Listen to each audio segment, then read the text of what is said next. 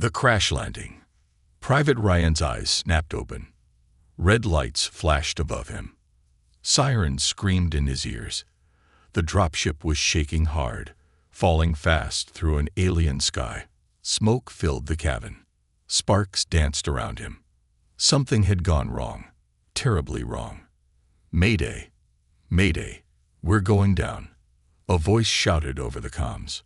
Ryan unstrapped himself just as the ship slammed into the ground. Boom! Everything went black.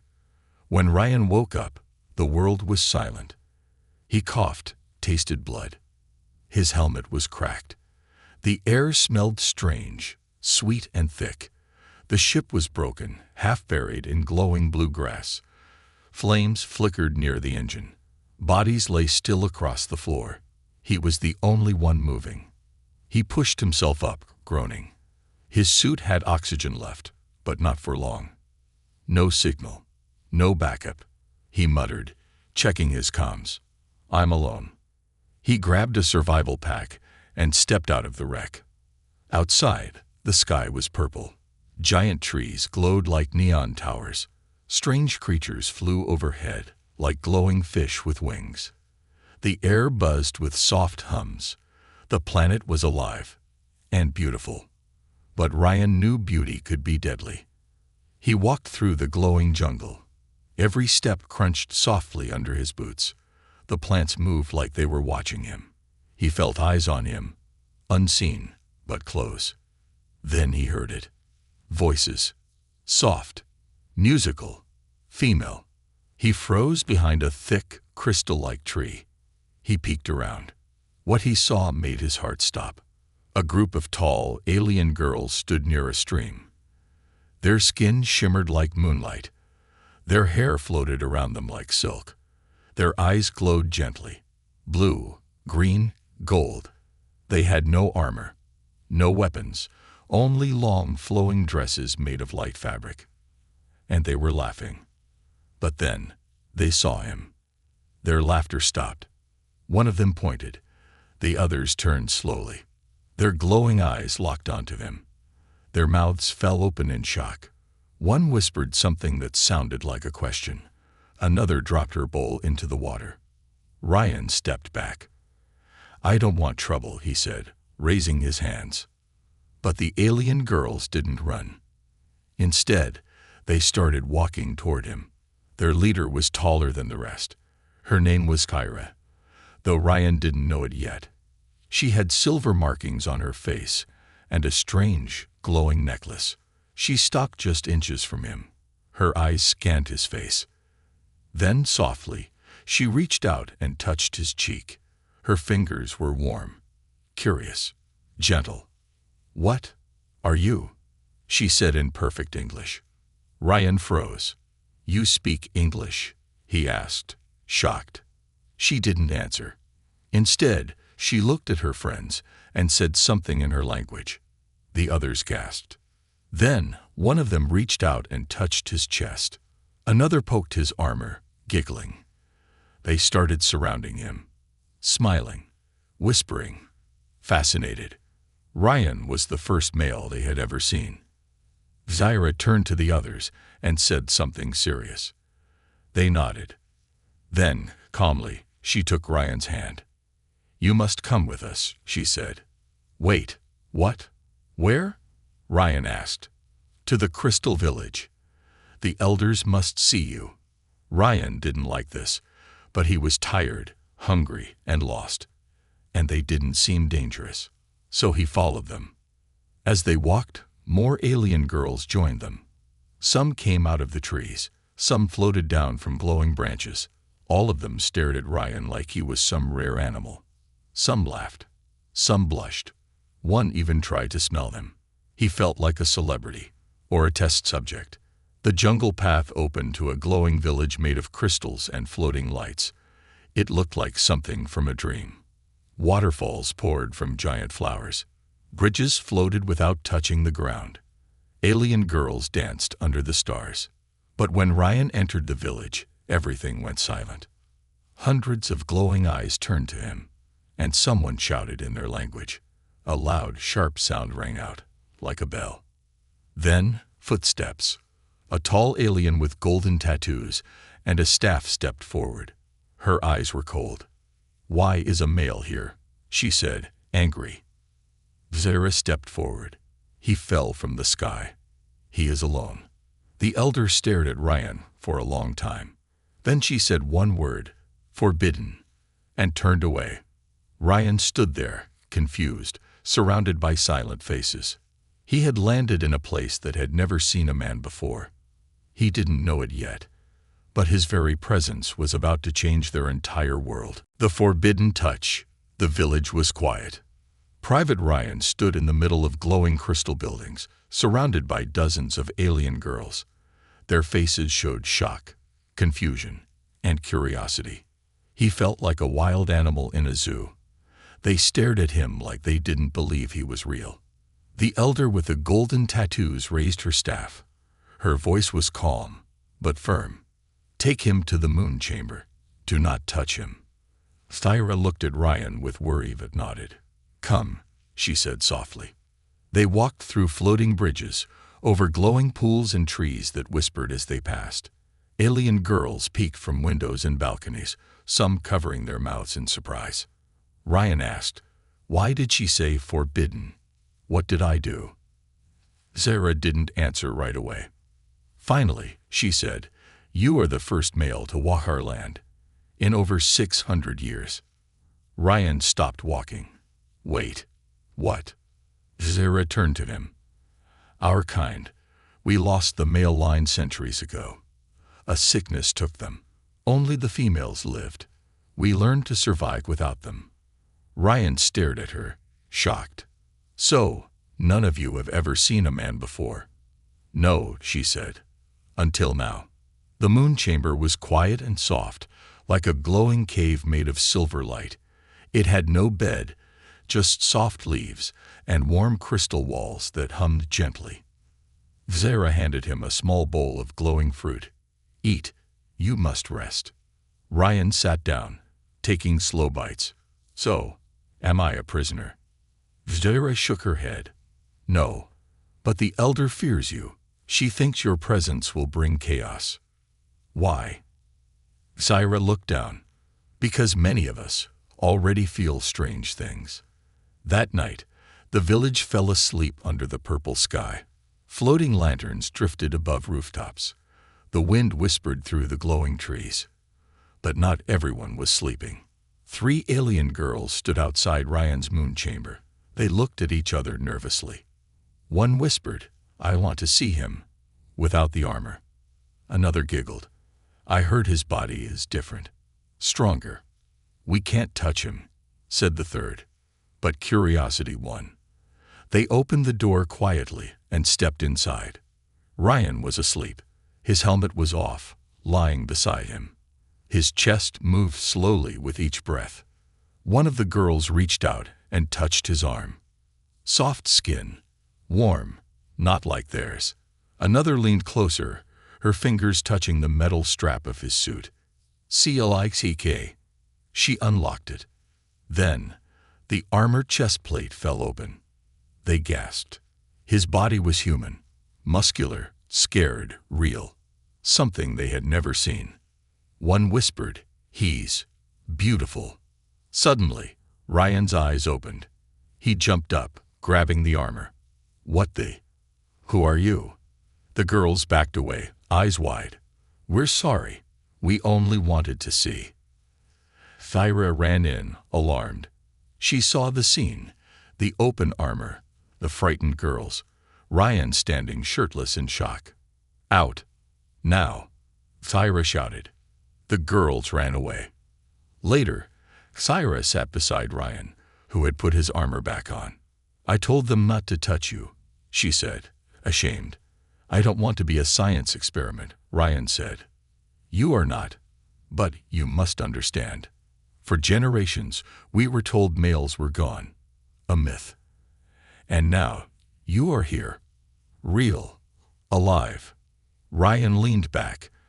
"I didn't ask to crash here. I just want to go home." Thyra looked into his eyes. "Maybe you were sent for a reason." The next morning, The elders stood before the council of older alien women. Their robes glowed like starlight. "He is dangerous," she said. "He may carry the sickness." A scientist, one of the elders, stepped forward. "We tested his blood. It is clean. In fact, it is stronger than ours. He could be the key." "Key to what?" asked another. The scientist took a breath. "To survival. Our bodies are fading. We cannot give birth anymore. But his DNA, it matches the old ones." The room went silent. Then the elder said, "No, it is forbidden. He must leave, before our people lose control." But outside, in the village, things were already changing. Alien girls who once lived in peace were now arguing. Some wanted Ryan to stay. Some were scared of him. Some had started following him when he walked near the gardens. Some even tried copying how he stood, how he moved. One girl said, "I dream about him." Another said, "He touched my hand. I felt something." The emotions were new, strange, powerful. That night, Xyra brought Ryan to the old temple. It was quiet, filled with floating lights. She looked at him for a long time. "I need to ask you something," she said. "What?" "Do you think love can return to a place that forgot it?" Ryan didn't know what to say. He looked around at the beauty, the silence, the glowing stars above them. Then he looked at Xyra. She wasn't a creature to him anymore. She was someone. "I think anything is possible," he said. But in the shadows, someone watched them. A tall, powerful alien girl with sharp eyes. She clenched her fists, jealousy burning inside her. She turned and walked away. "If I can't have him, no one will." The genetic secret. The air was thick with tension. In the early morning light, the glowing village looked peaceful, but inside the great crystal tower, a storm was rising. Inside a tall chamber filled with floating scrolls and flickering light, the alien scientists stood before the High Elder. Their faces were pale with shock. Xyra stood with them, nervously clenching her hands. "He is not just a visitor," the head scientist said. "He's something else." The elder's eyes narrowed. "Explain." A scientist turned to a glowing screen and showed Ryan's blood samples. "His DNA is unlike anything we've seen. Not only is it pure, it's compatible with ours. It carries the male pattern we thought extinct." Xyra stepped forward. "You mean he could save our kind?" The elder stood still for a long moment. Then she said coldly, "No, it means he's a danger to everything we've built." Meanwhile, Ryan sat on a crystal bench near the gardens. A small alien child brought him glowing fruit and giggled when he smiled. More villagers had started coming near him, whispering, smiling, even laughing. He noticed the change. Yesterday, they feared him. Today, they were drawn to him. Even the trees seemed to hum when he walked by. He felt strange, important, like he was part of something bigger. But he also felt watched. From the rooftops, from the shadows, someone was always watching. That night, Xyra found him by the water's edge. "The elders know," she said. "Know what?" he asked. "About your blood. Your DNA. It could heal us. Help us have life again."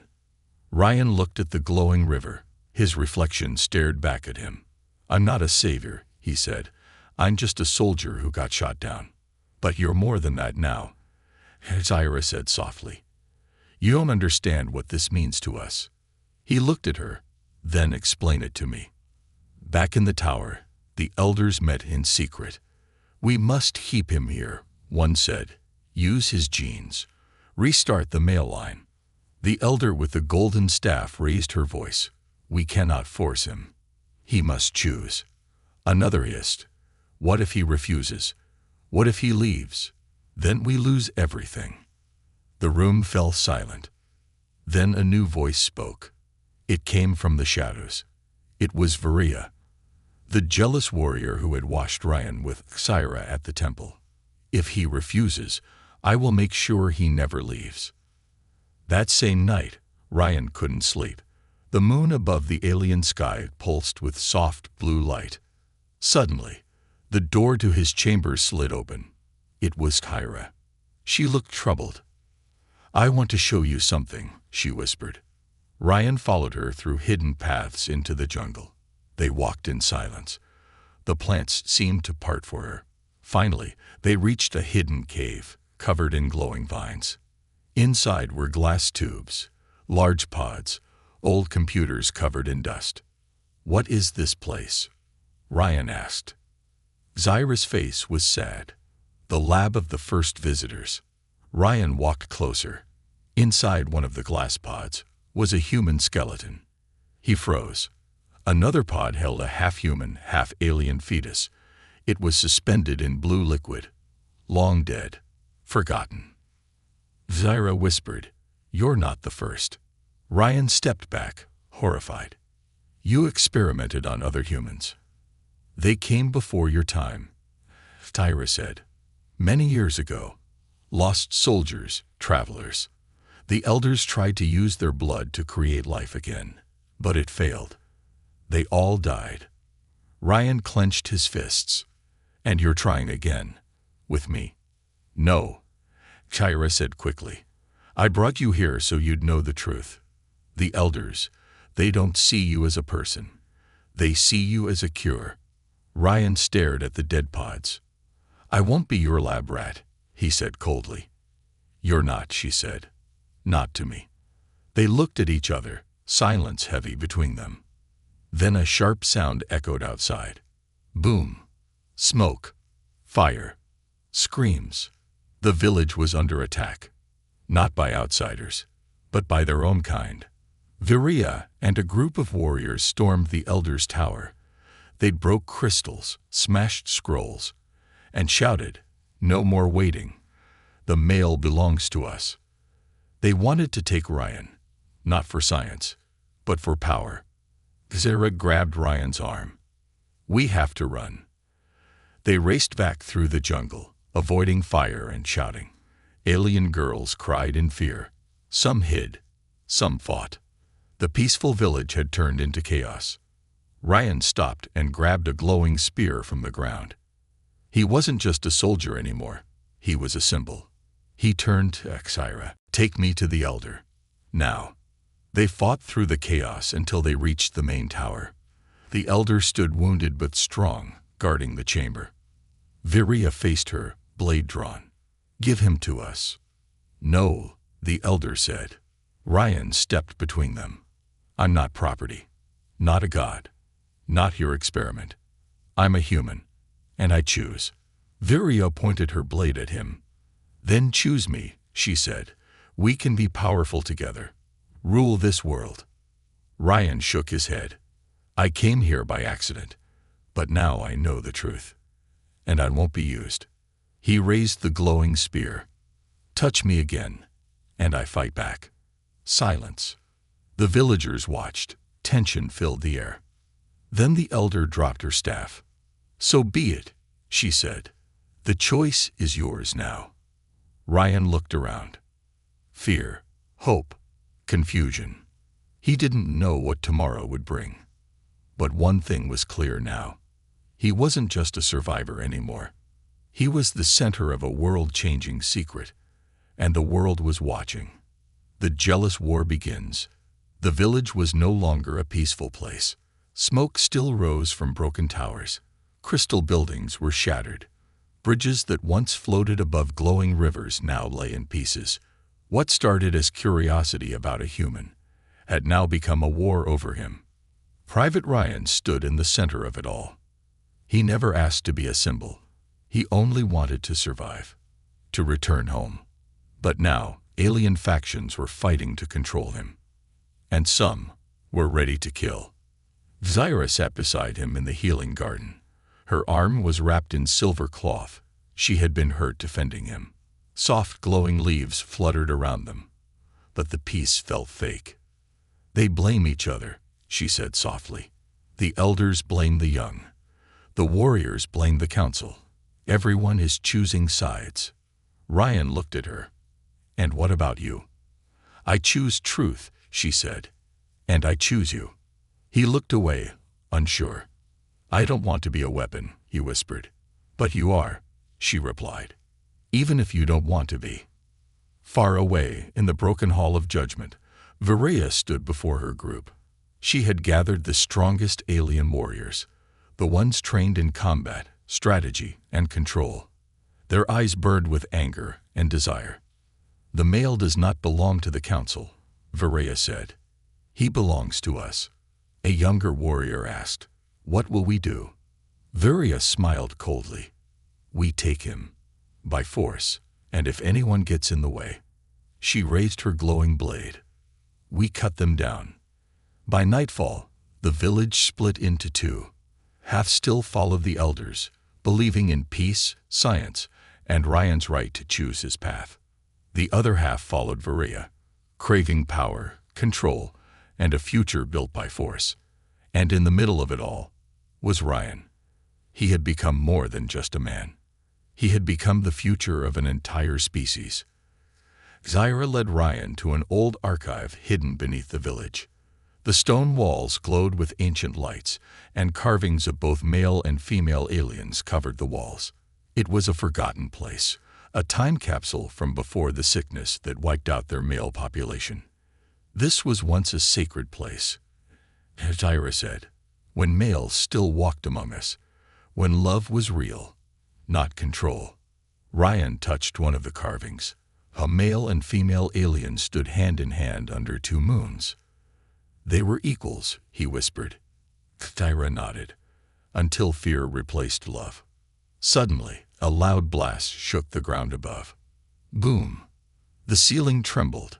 Cracks split the walls. Screams followed. Ryan ran up the stairs with Zyra close behind. Outside, Varita's army had attacked. Warriors in glowing armor stormed the village, setting fire to council buildings and trapping elder supporters. One shouted, Find the male. Ryan saw innocent villagers running, crying. Some tried to hide. Others fought back. I have to stop this, Ryan said. You'll be killed, Zyra warned. He looked at her, calm and sure. Not today. He sprinted through the chaos, dodging burning debris. His training kicked in. He moved like a soldier again. He saw two young aliens cornered by warriors. Without thinking, he grabbed a fallen staff and fought them off. He wasn't just fighting for himself anymore. He was fighting for balance, for choice, for something greater. Then he saw her, Varia, standing atop the Elder's tower like a queen of war, her blade glowing, her eyes full of rage. Her voice echoed across the village. Ryan, come to me. End this now. Choose me, or watch your friends die. She snapped her fingers. Her soldiers dragged out 3 alien women, 2 council members, and 1 scientist who once helped Ryan. They were tied, frightened. Ryan stepped forward, heart pounding. He had a choice to make. Zyra ran beside him. You can't go to her, she said.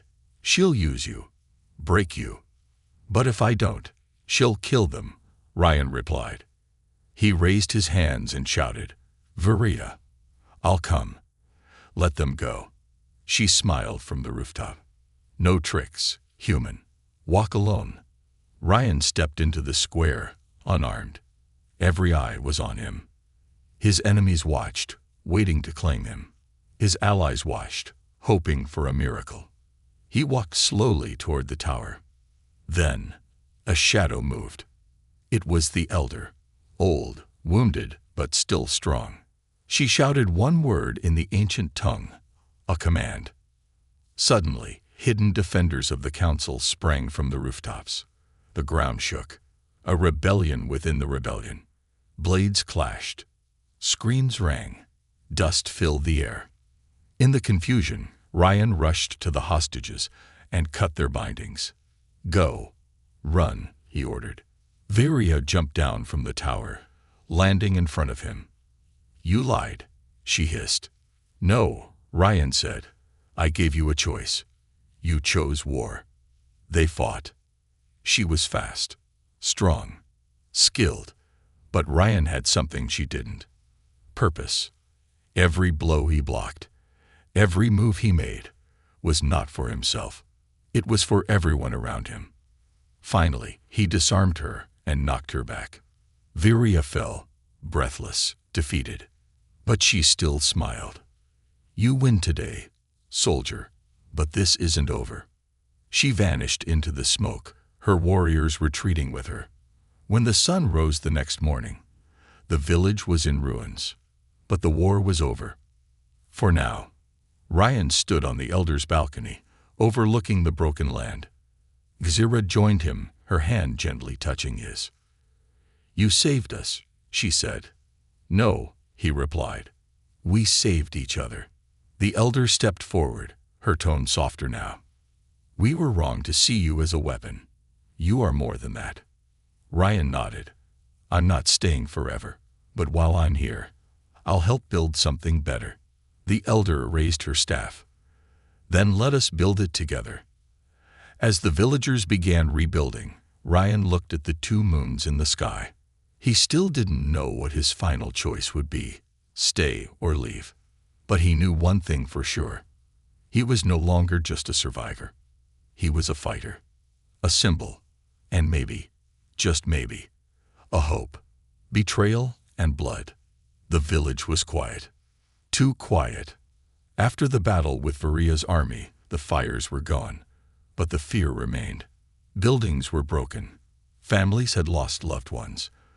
The people walked slowly, heads low, eyes tired.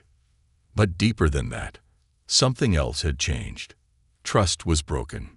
Private Ryan helped rebuild the walls with the villagers. He lifted heavy crystal beams, repaired broken rooftops, and worked beside those who once feared him. Some smiled now. Some called him protector. But he couldn't shake a feeling. Something was wrong. Xira sat by the healing springs, watching the sky. Ryan joined her. You haven't spoken much today, she said softly. Ryan nodded. I've been thinking. About what? About what happens next. Xira looked at him. You want to leave. Ryan didn't answer right away. I don't belong here, Xira. I never did. I crashed. I survived. I helped fight a war. But this isn't my world. She looked down, quiet. I know, she whispered, but part of me wished you would stay. Later that night, the elder called a secret council meeting. Ryan was invited. Inside the glowing chamber, the elder stood beside a large crystal screen. Strange patterns flashed across it. DNA codes, old records, broken data. She looked at Ryan with tired eyes. There's something you need to see, she said. She pressed a crystal button. A video flickered to life. It was an old recording, black and white, of a human ship landing on the planet. Dozens of human soldiers stepped out. One of them looked just like Ryan. Ryan's eyes widened. That's impossible. The elder nodded. Your kind came before. You are not the first.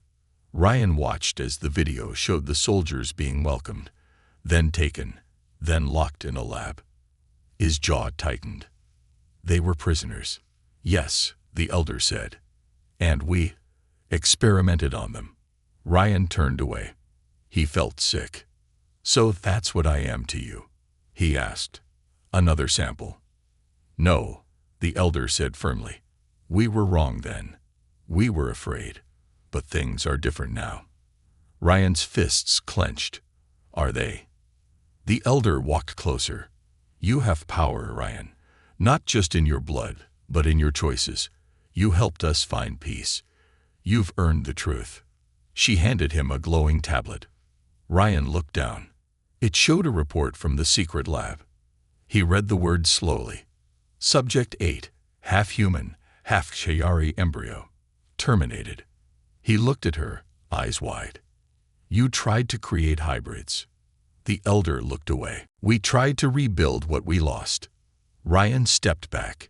You mean what you destroyed? As Ryan left the chamber, something inside him had changed. He had come here as a soldier. Now he felt like a ghost walking through a graveyard. The next day, Thyra came to find him. He sat alone at the edge of the jungle, staring into the trees. "I saw the files," he said. Thyra looked nervous. "I know." "You knew?" he asked, hurt in his voice. "I knew about the past," she said softly. "But I didn't know they showed you everything. You should have told me." "I was afraid," she said. "Afraid you'd leave. Afraid I'd lose you." Ryan stood up. "You never had me." That night, betrayal came again. But this time, with blood. A scout from the jungle ran into the village square, breathless, bleeding. "Attack. Again. From the north," she gasped before collapsing. The guards rushed to the gates. Ryan grabbed his weapon and followed. They saw the signs. Trees cut, smoke rising, strange footprints. But it wasn't Furia. It was something else. A darker force. Back at the healing bay, the elder examined the scout's body. She pulled out a strange metal dart from the girl's back. Ryan looked at it. It wasn't alien. It was human. His heart dropped. "There are more humans on this planet," he whispered. The elder nodded slowly. "Hidden. Forgotten. Maybe even waiting for revenge." Ryan demanded answers. And the elder gave them. Years ago, a human colony ship had landed here by mistake. They were kept secret, hidden deep in the jungle after the failed experiments. Many died. Some escaped. Some changed. "They blame us," the elder said, "for everything." Ryan stared at the map. "They're coming." That night, the village prepared for war again. But this time, the enemy wasn't just alien. It was human. Ryan sat in the old temple, head down, heart heavy. Xera found him there. "I was wrong to hide the truth," she said, "but I never lied about how I feel." Ryan looked at her. "I don't know who I am anymore," he said. "I was a soldier, then a guest, then a symbol. Now, I feel like a weapon." "You're not," she said. "You're more." He closed his eyes. "I've seen what people do when they're afraid, when they want control. That's what destroyed your kind. That's what's destroying mine." Thyra reached for his hand. "Then don't let it destroy you." As dawn broke, the jungle shook. A strange machine appeared between the trees. It was rusted, human-made, but still alive. Out of it stepped a man, tall, rugged, bearded. He wore a human military suit, old and torn, but his eyes were sharp. Ryan stepped forward. "Who are you?" The man smiled coldly. "I'm Captain Hale, and I've been waiting a long time to meet you." Rise of the male. Captain Hale stood tall in the jungle clearing, his suit covered in dust, scars across his face. Behind him, a group of tough, battle-worn men and women stepped out of the rusted machine. Some limped, some carried weapons. All looked like survivors from another time. Ryan stared, stunned. "You're human," he said. "Not like you," Hale replied. "You're soft. You became their pet." Ryan took a step forward. "Who are you?" "I'm what's left of the real mission," Hale said. "I was part of the first team. We came here decades ago." Ryan looked at the others. Their eyes were filled with pain and hate. "What happened to you?" Hale laughed bitterly. "We were betrayed. They used us, took our blood, our bodies, then threw us away when we failed their tests. We survived in the shadows, waiting." Ryan's fists clenched. "I saw the lab," he said. "I saw what they did. But that doesn't make this right." "Oh, but it does," Hale said. "Now it's our turn. This world belongs to us." Back in the village, the elder and Thyra watched the jungle from the crystal tower. "He looks like one of the original commanders," the elder said. "I thought they were all dead." "They should have been," Thyra whispered. "But hate keeps people alive longer than hope." The elder turned to her. "You must bring Ryan back. He must not be caught between us and them. He's too important." But Ryan didn't leave. He followed Hale and his people to a hidden underground bunker deep beneath the jungle trees. It was built from crashed human tech and alien scraps. Inside, Ryan saw walls covered with photos of the lost crew, plans for revenge, and weapons built from both human and alien parts. "Why are you showing me this?" Ryan asked. "Because we need you," Hale said. "You're the first to be accepted by them. You've lived in their cities. You know their weakness." Ryan stepped back. "You want me to spy on them?" Hale didn't flinch. "No. I want you to help us end them. Wipe them out. Start fresh. This planet belongs to humanity." Ryan shook his head. "No, it doesn't. It belongs to everyone who lives here in peace." That night, Ryan sat alone in the bunker. He looked at an old photo, 5 smiling soldiers in clean uniforms. Hale was one of them. So was a younger man with kind eyes. Ryan flipped the photo.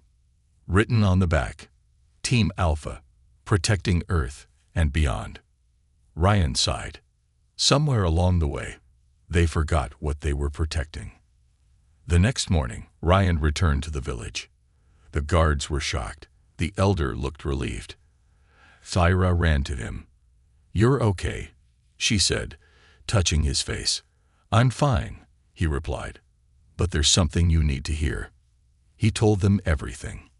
Hale's plan. The weapons. The hatred. "They want a war," Ryan said. "And they think I'll lead it." The elder's face grew pale. "They're not the same humans we met long ago," she whispered. "They've become something else." Thyra turned to Ryan. "And what about you? What will you become?" Ryan didn't answer. Not yet. Later that day, Ryan stood before the villagers. Some were afraid. Some were angry. Some still didn't trust him. "I didn't choose to come here," he said. "But now I have to choose who I am." He paused, then continued. "The humans in the jungle want war. They want to destroy this village and take the planet for themselves." Gasps spread through the crowd. "They hate you for what happened in the past. But hate won't fix anything. It'll only destroy more."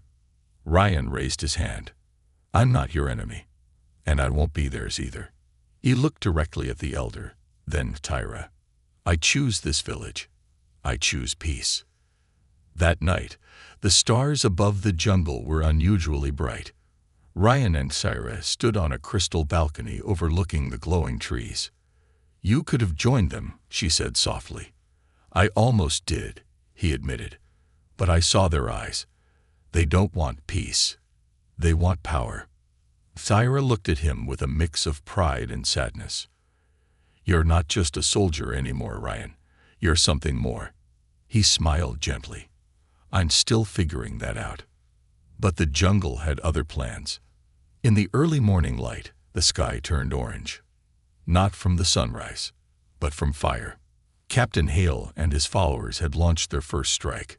Explosions shook the earth. The villagers screamed. Crystal towers cracked and fell. Ryan grabbed his gear and ran. The battle had begun. Hale's warriors wore human armor mixed with alien bone. They carried plasma rifles and grenades built from scavenged tech. They moved fast, trained, brutal. But the villagers were ready. Led by Ryan, Thyra, and the elder, they fought back with unity and courage.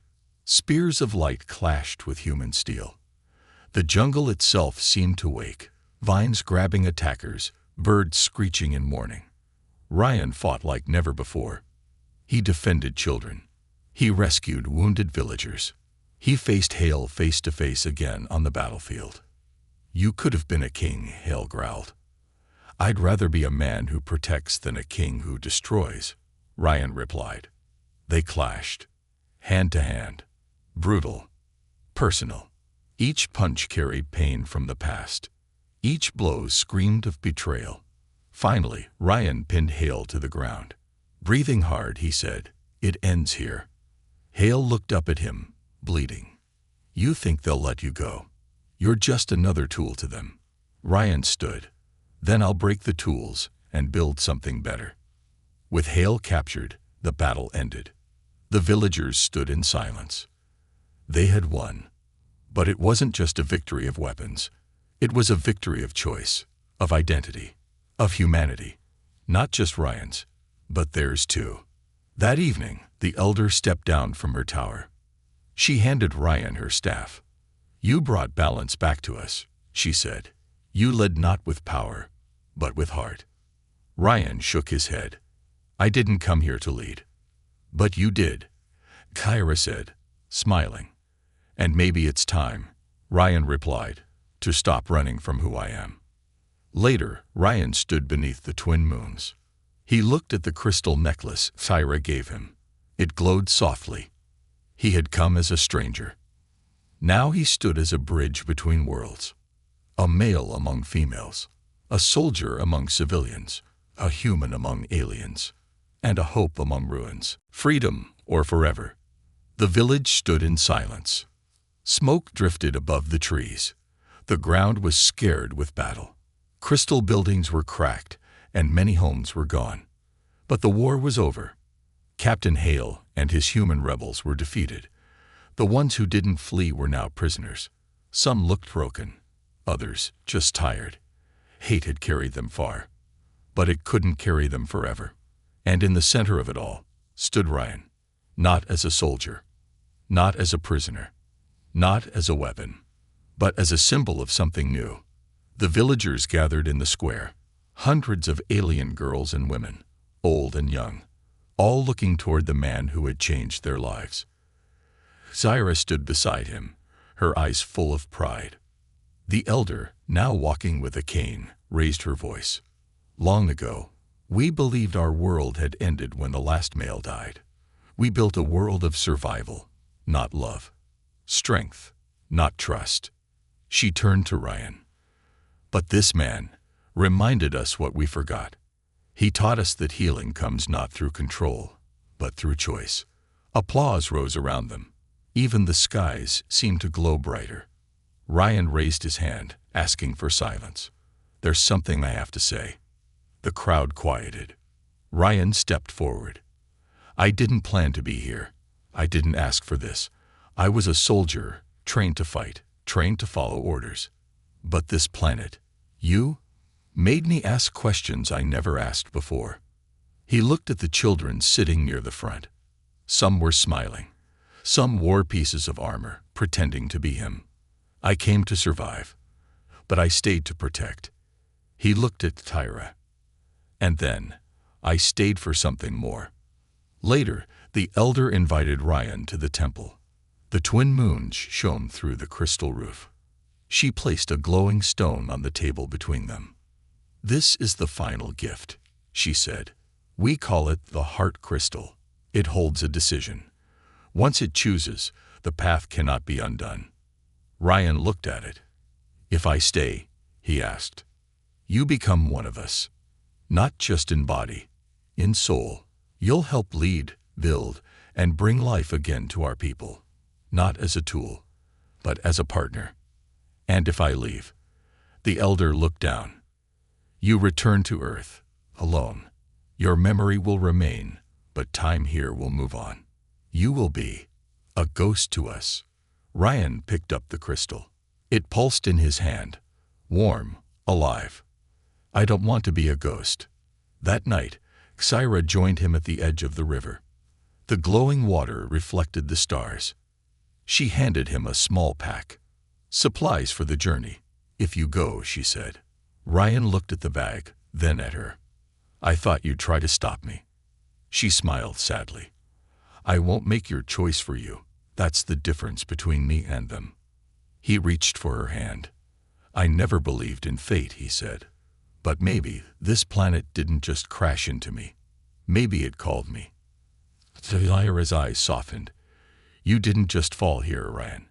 You were chosen. Not by us. By something greater." They stood there, quiet. Then she whispered, "But you have to decide." The next morning, the villagers watched as Ryan stood at the gates. A working transport pod, built from the remains of the crash and alien tech, waited for him. It could fly beyond the jungle, beyond the atmosphere. It could find his people again. his escape, his return, his past. He turned to face them. Zaira stood in the front, hands clasped. He looked at her and saw his future. He walked to the pod, paused, opened the hatch, took a deep breath. Then he turned around. "I'm not leaving," he said. Gasps echoed through the crowd. Zaira's eyes filled with tears. "I was born on Earth," Ryan said, "but I became human. Here." He dropped the bag. "I choose this world." Cheers erupted. Children ran forward, hugging his legs. Some of the alien guards saluted him. Others wept openly.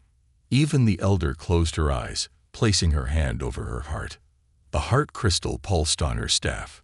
Once, then slowly melted into light, floating upward. It had accepted his choice. Over the next weeks, everything began to change. The village rebuilt. New homes were shaped with human design and alien beauty. Ryan taught them how to grow stronger without weapons. They taught him how to feel without fear. Zaira led the council beside him, no longer just a leader of one tribe, but a bridge to many. The children called Ryan Skyfather. It made him laugh. But he understood. He wasn't just a protector now. He was part of their future. One day, a young alien girl stood before him. She looked nervous, holding something behind her back. Ryan knelt down. "What is it?" he asked. She handed him a small carving, made of crystal and wood. It was a figure. It looked like him, standing beside Zaira, holding a child. Ryan's breath caught in his throat. "Do you think," the girl asked shyly, "you'll have a baby like us one day?" Ryan looked at Zaira, who smiled gently from across the courtyard. "I think anything is possible," he whispered. Years later, the village was now a city. Tall towers floated above glowing rivers. Human and alien children played together. Science and magic, side by side. And in the great hall, a statue stood. A man in armor, holding a spear of light. His hand held another, a tall, glowing woman beside him. The plaque read, "He fell from the sky and rose with us." High above, in the stars, a human ship passed by. They saw the lights below. The scanners blinked. A voice from the bridge said, "Sir, there's life down there." Advanced. The commander raised an eyebrow. "Send a message." Back in the village, an alert chimed. Ryan, older, stronger, wiser, looked up from his tools. He smiled. "They're coming," he said. Zaira stood beside him, carrying a child with glowing eyes and brown skin. "Then let's welcome them," she said. Ryan looked at his family, his people, his home, and he whispered, "I came here by accident, but I chose to stay forever."